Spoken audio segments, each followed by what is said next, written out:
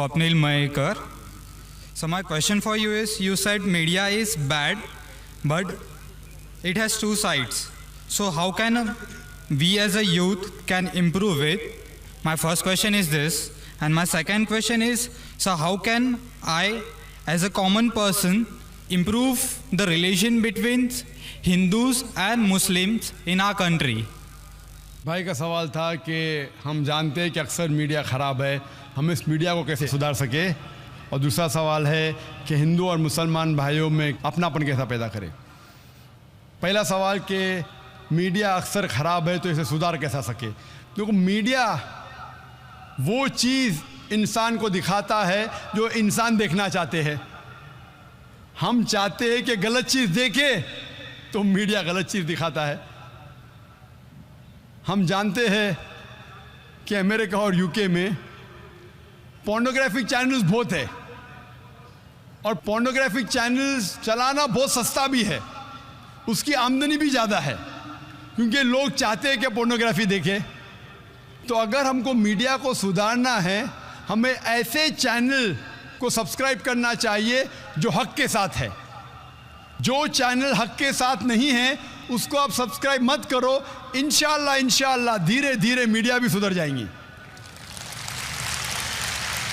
गलत मीडिया जो हमारे माँ बहन को बेचता है, जो माँ बहन को नंगा करके दिखाता है, वो मीडिया को बैन लगाओ।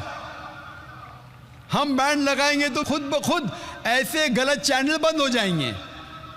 जो मीडिया पैसे के बल के ऊपर न्यूज़ दिखाता है अपने फ़ायदे के लिए, उस चैनल को सब्सक्राइब मत करो।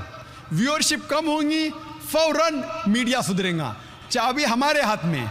अफसोस की बात है कि हम इंसान गलत चीज़ इस दुनिया की चमक धमक में आ जाते हैं।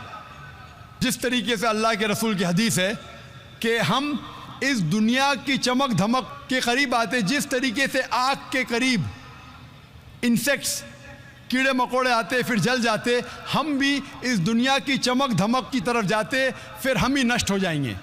तो हम अगर हक के साथ है तो इंशाअल्लाह मीडिया भी इंशाअल्लाह सुधरेगा।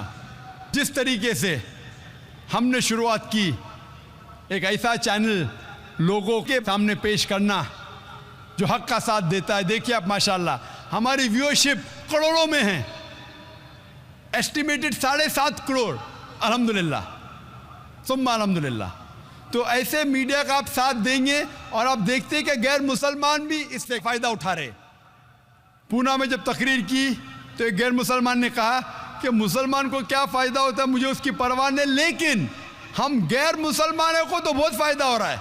हम खुद हमारा दीन नहीं जानते थे, आपका पीस टीवी देखने के बाद हम हिंदू मज़हब को और अच्छे से जानने लगे।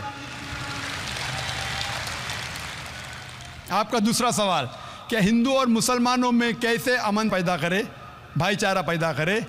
जिस तरीके से मैंने एक तकरीर की थी खुदा का तसव्वुर मुख्तलिफ मज़ाहिब में, और मैंने कहा था कि मास्टर की फ़ो दावा सूरह इमरान सूरह नंबर 3 आयत नंबर 64, तालो इला कलिमतिन सवाइन बैना बैनकुम, आओ उस बात की तरफ जो आप और हम में यकसा है। हमें यकसानियत पे बात करना चाहिए।